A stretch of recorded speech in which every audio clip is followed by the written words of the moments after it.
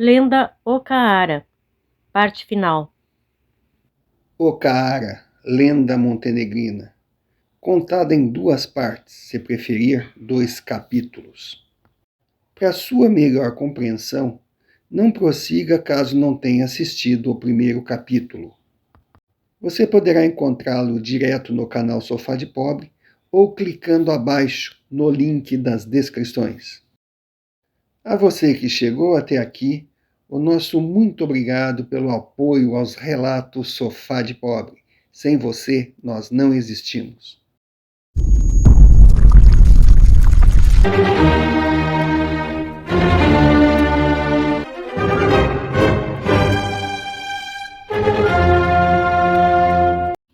O paraíso é um enigma difícil de ser confirmado sua existência, mas não há como negar.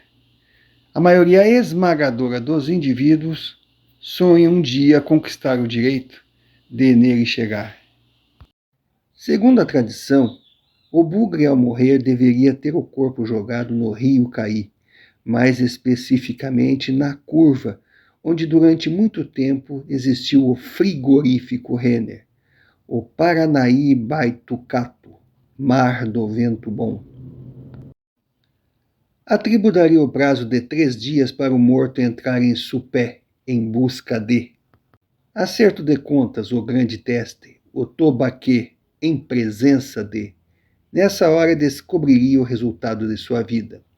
Se tivesse cumprido a missão a ele conferida ao vir à Terra, com dignidade e sem ferir as regras de Tupã, receberia o prêmio de Checatu, eu sou bom.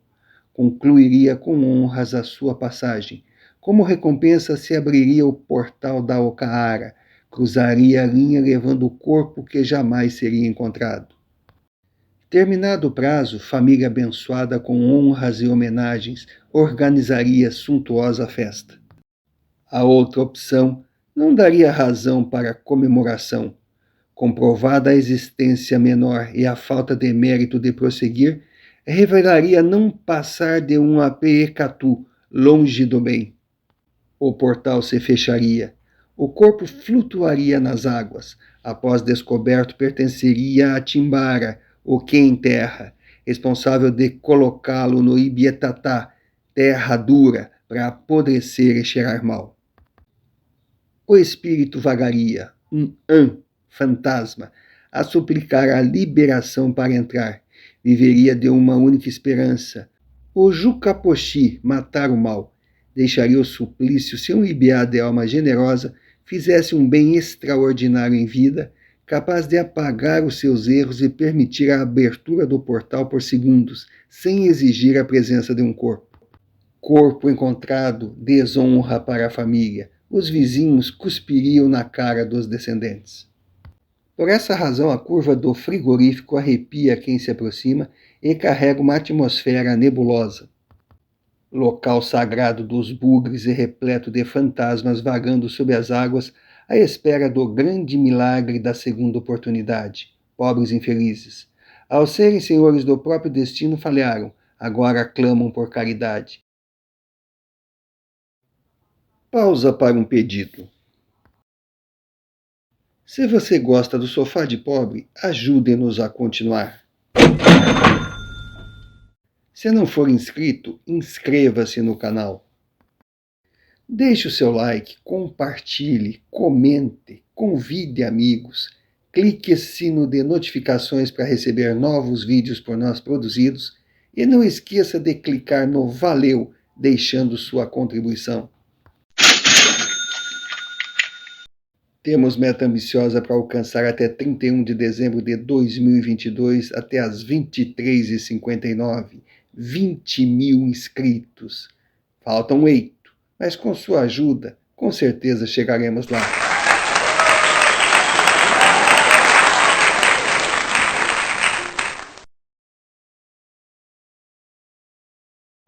Criada às margens do Caí, Bartira arrebatou o coração do cacique no primeiro contato. Mulher de rosto miúdo e arredondado, pele alva para os padrões da sociedade em que vivia, corpo mignon, determinação de 100 homens e o fascínio dos olhos verdes a transformaram em mito a ser adorado. vista como musa da sabedoria, palavras a serem seguidas, legado dos deuses incumbida de dividir a condução dos destinos do povo que a recebeu. Abaatá e Bartira governaram por 2 séculos. A longevidade e eterna juventude se mantinham ao tocar a mãe araucária, infinita energia da Ocaara, só a eles direcionada. Incautos e presunçosos, capazes do sacrilégio de tocarem com os dedos a fonte da juventude eterna, teriam os corpos carbonizados. A paz reinava no Vale do Caí. Independente da tribo que pertencesse, cada habitante se considerava um membro do povo Ibiá. Terminado seu ciclo no comando, Abaatá transferiu o poder ao filho Ipiaba, primeiro índio. O herdeiro, com apenas 15 dias de vida, foi entregue ao pajé. Antes de completar 15 anos, deveria ser tratado como criança e preparado para o cargo designado. O comando da vida Ibiá seria exercido interinamente pelo conselho criado por Abaatá. Se preocuparia em manter a ordem durante a transição, até empossar o herdeiro escolhido no prazo determinado. Decisão surpreendeu a tribo. Normalmente a herança do comando priorizava o mais velho. Ipiaba foi o segundo a nascer. O primeiro filho do cacique, já com 9 anos de vida, se viu preterido. A pedido da esposa Bartira, o sábio líder desafiou a tradição. Decidiu chamar o primogênito de Mocoiaba, segundo índio, e não deixá-lo chegar ao poder. Ninguém se atreveu em interferir. Acima de Abaatá, só mesmo Tupã, o Deus Supremo, com o agravante de não haver um único homem vivo capaz de discordar de Bartira. Na condição de mãe, sofreu ao tirar do filho o futuro que lhe era de direito, mas fez visando protegê-lo. Ao ouvir o primeiro choro, sentiu o mal transbordar. Anteviu melancolicamente o trágico destino do recém-nascido. Você não está preparado, disse ela. Em suas mãos, o poder se tornará mal incontrolável e fonte de destruição. O tempo, o grande mestre que segredos revela, se incumbiria de mostrar o quão acertada foi sua decisão. O segundo filho mostrou ser merecedor da confiança, homem bom, digno e preparado para o cargo. Mocoiaba cresceu revelando-se imbuído de má índole e capaz de qualquer atrocidade no intuito de satisfazer a ambição. Exalava ódio e inveja do irmão. Rancor multiplicado ao perder a disputa pelo coração de Pitunaoquém, noite adormecida, a Cunhataí, moça bonita, mais cobiçada da tribo. A jovem jamais escondeu seu amor por Ipiaba e o escolheu como Mena, marido. Da união nasceu Cainã, criança com a força de uma deusa. Abaatá e Bartira certamente descansavam em paz. Partiram praticamente na mesma época. Ela, no dia do nascimento de Ipiaba, ele, 20 dias depois. Corpos colocados na curva do Ocaara jamais flutuaram, conforme era esperado, foram aceitos no paraíso. Não havia dúvidas, estavam felizes ao lado de Tupã, cercados de flores e muita fartura. Dias antes da morte de Bartira, a grande araucária deu por concluída a missão a ela legada. Tombou por inteiro, sendo engolida pelas águas do rio Caí.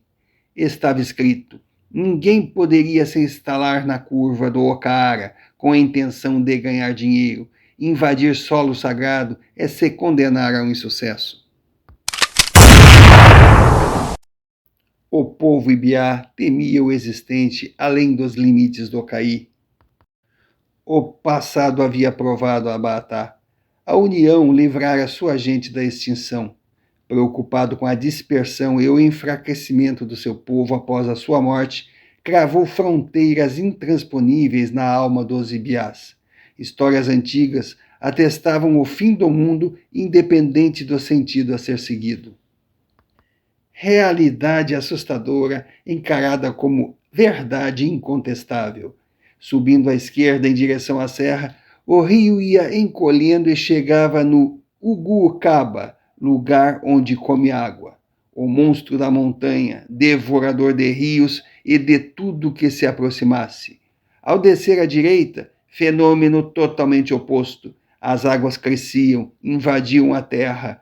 Quanto mais se descia o rio, maior a largura das margens, até se transformar em algo sem fim e capaz de engolir em caique a canoa em forma de flecha. A imensidão do Mibaé-Ariri, nada depois. A simples menção de viajar a um dos polos irava o pajé, pecado imperdoável. Condenar-se a morrer longe do Ocaara e vagar para sempre, sem a chance do Checatu. Como sempre, a história fez questão de se contrapor às lendas.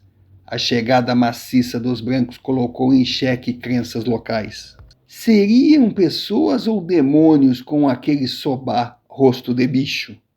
Ninguém vindo do Mibaé-Ariri rumo ao Iguucaba poderia ser confiável. Nem Tupã se atreveria a tal devaneio, desafiar os limites do Ibiá, o fim do universo. Como evocar a tradição do Marauçuba, amar aos outros? Ela não valia para seres do outro mundo. Os recém-chegados traziam presentes, demonstravam simpatias, mas só inspiravam desconfiança. A cor reforçava as dúvidas, lembravam ãs, fantasmas a vagar com os próprios corpos. Em nada pareciam com a tonalidade mesclada da pele de Bartira. Certamente para se alimentarem comeriam as crianças bugras e jogariam os corpos no Ibitatá, tirando-lhes a chance de salvação. Desde a época de Abatá, membros do conselho clamavam por guerra, o uso da força para expulsar invasores, teoria não apoiada pelo grande cacique. Ipiaba se mostrava irredutível.